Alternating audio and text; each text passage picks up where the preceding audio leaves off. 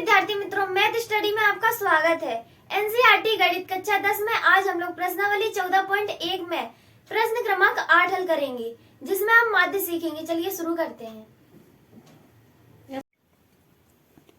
चलिए सबसे पहले प्रश्न पढ़ते हैं।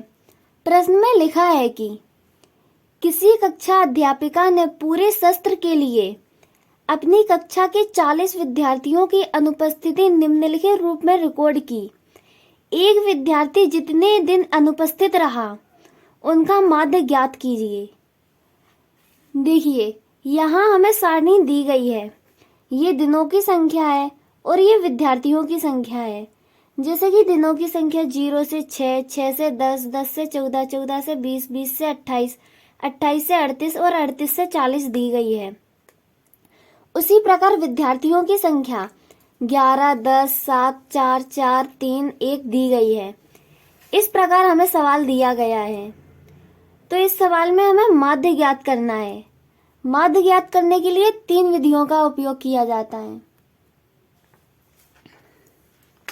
ये देखिए, पहली विधि है x बार बराबर sigma fi xi upon sigma fi। दूसरी विधि x बार बराबर a plus sigma fi ui upon sigma fi गुणा h। तीसरी विधि x बार बराबर a plus sigma fi di upon sigma fi। इसका नाम है कल्पित माध्य विधि। इसका नाम है पग विचलन विधि। नाम है प्रत्यक्ष विधि।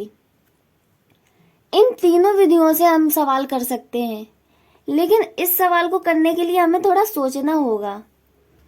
लेकिन सबसे पहले हम थोड़ा सवाल हल करेंगे। देखिए, ये सवाल हल करने के लिए मैंने ये सारणी बना रखी है।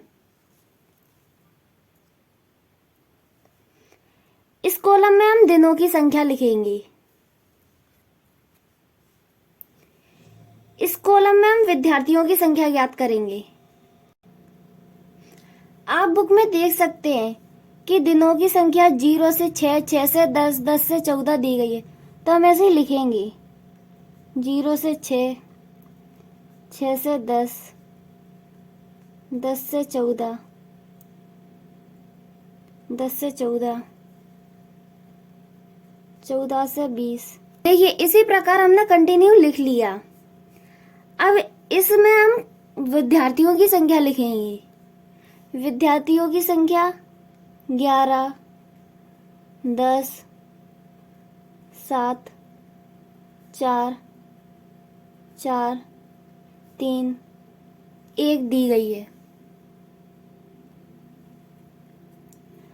तो आप इस वर्ग अंतराल को देखेंगे तो 0 और 6 में 6 का अंतर है। और हम यहाँ देखेंगे 6 और 10 में 4 का फर्क है। 10 और 14 में 4 का फर्क है, बल्कि यहाँ 6 का अंतर है। अब 14 और 20 में 6 का अंतर है।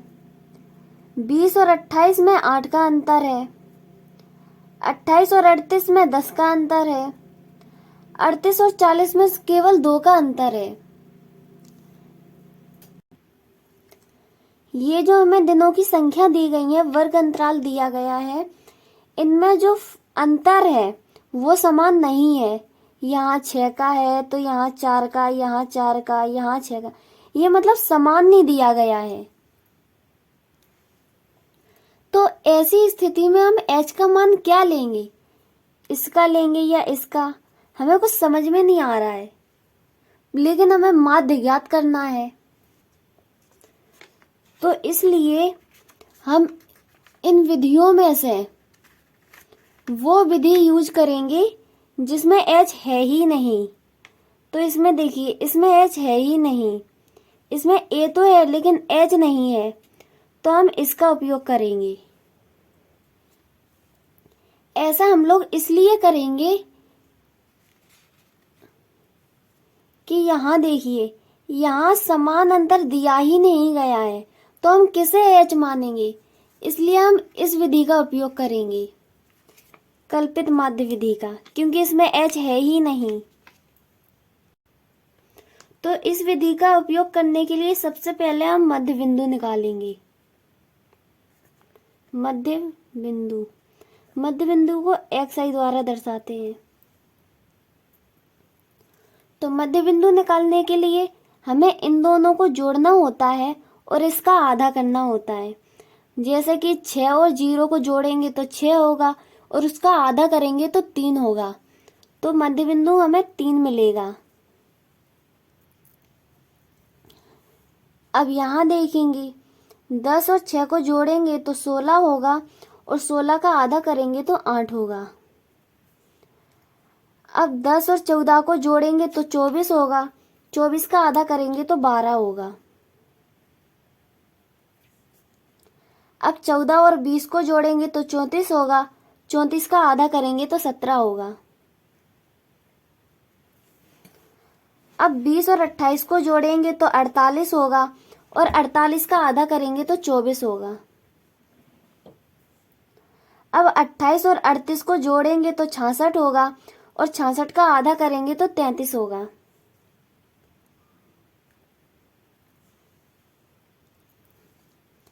अब हम 38 और 40 को जोड़ेंगे तो 78 आएगा और 78 का आधा करेंगे तो 39 आएगा। इस प्रकार हमने मध्य बिंदु निकाल लिया। तो अब इसके बाद हमें इसमें से किसी को भी कल्पित माध्य मानना है तो हम इसे ए मान लेते हैं। देखिए इसे हमने कल्पित माध्य मान लिया। अब इस कॉलम में हम डी निकालेंगे। डी निकालने का सूत्र है xi माइनस ए। तो x माइनस ए हम निकाल लेंगे। तो यहाँ रफ कार्य करते हैं। यहाँ xi अपने पास 3 है तो यहाँ 3 लिख देंगे, माइनस का माइनस लिख देंगे। ए की कीमत 17 है तो यहाँ हम 17 लिख देंगे। देखिए अब 3 में से -17 घटाएंगे तो -14 आएगा, तो ये अपना डी निकलेगा। अब ये डी निकालने के लिए इन सभी संख्याओं में से, जैसे 8 में से 17 माइनस करेंगे, 12 में से 17, 24 में से 17, 33 में से 17, 39 में से 17, इन सभी संख्याओं में से 17 माइनस करेंगे। तो हम पहले यहाँ लिख लेते हैं 3, 8, 12, 17, 24, 33, 39। अब इनमें से सभी में -17 कर देंगे। -17, -17, -17, -17, -17, -17, -17। अब हमारी घटाने पर जितनी भी कीमत आएगी वो हमारी डी की कीमत आएगी। अब ये माइनस का 17 है और ये प्लस का 3 है तो माइनस का 14 हो जाएगा।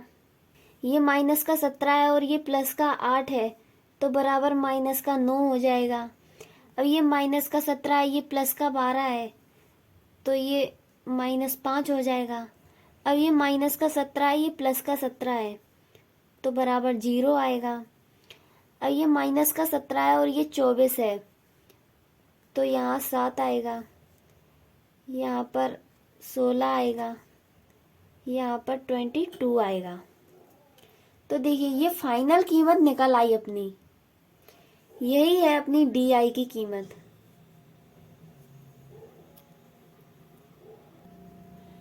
अब कल्पित माध्य विधि के सूत्र में f इंटू डी भी मांगा गया है तो यहाँ हम f इंटू डी निकालेंगे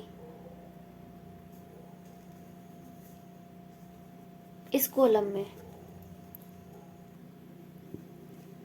अब FI/DI निकालने के लिए इसका गुणा और इसका गुणा करके यहाँ लिखेंगे तो अपनी FI/DI की कीमत निकलेगी।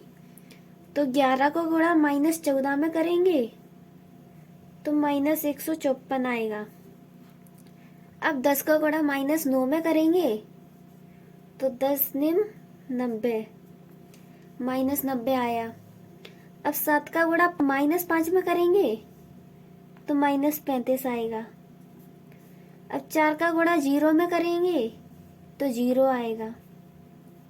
अब 4 का गुणा 7 में करेंगे तो 28 आएगा। अब 3 का गुणा 16 में करेंगे तो 48 आएगा।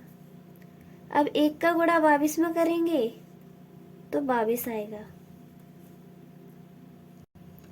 अब हम यहाँ एक नीचे लाइन खींच लेते हैं। अब एफ आई के कॉलम में हम लिखेंगे सिग्मा एफ आई बराबर, अब इसका कैलकुलेट करके यहाँ लिखेंगे। उसी प्रकार यहाँ sigma F I D I बराबर, अब ये माइनस माइनस को जोड़ देंगे और प्लस प्लस को जोड़ देंगे। तो आइए यहाँ देखते हैं। तो यहाँ हम 154 को जोड़ेंगे, माइनस का 154, माइनस का 90 और माइनस का 35। 5 और 0 5 और 5 और 4 9, 9 यहाँ लिख दिया। अब 9 और 5 14, 14 में 3 जोड़ दिए 17, 17 की 7 हाथ से लगी 1, 1 और 2 2, माइनस का 2 2 7 9 आया। अब उसी प्रकार हम प्लस की संख्याओं को जोड़ेंगे इनको। तो 28, 48, 22, 8 और 8 16, 16 और 2 18, 18 की 8 हाथ से लगी 1, 2 और 4 6, 6 और 2 8, 8 में 1 जोड़ दिया 9, 9। ये प्लस का 98 है। अब ये माइनस के 2 7 9 में माइनस 9 8 जोड़ देंगे, सॉरी घटा देंगे, क्योंकि बड़ी संख्या माइनस की है ना इसलिए, और ये तो प्लस की है। तो 9 में से 1 गया 1, सॉरी 9 में से 8 गया 1, 7 में से 9 तो जाएगा नहीं, तो ये इससे 1 उधार लेगा, इस पे 17 हो जाएगा। और 17 में से 9 जाएगा तो 8 बचेगा। इसके पास 1 बचा था क्योंकि 1 इसे उधार दे दिया था, तो यहाँ 1 बचा। ये माइनस का 181 आया। तो यहाँ हम 181 लिख देंगे माइनस का, और इन सभी संख्याओं को जोड़ देंगे तो अपना आंसर 40 आएगा। अब ये सवाल हम कौन सी विधि से कर रहे हैं? ये सवाल हम कल्पित माध्य विधि से कर रहे हैं। तो यहाँ हम लिखेंगे माना कल्पित माध्य विधि। कल्पित माध्य विधि में ए अपने पास 17 है, तो ए बराबर 17 है। अब सिग्मा एफ आई है 40, ये रहा, और sigma F I D I है -181। Sigma F I D I बराबर -181। अब कल्पित माध्य विधि का सूत्र है x बार बराबर a plus sigma F I D I upon sigma F I.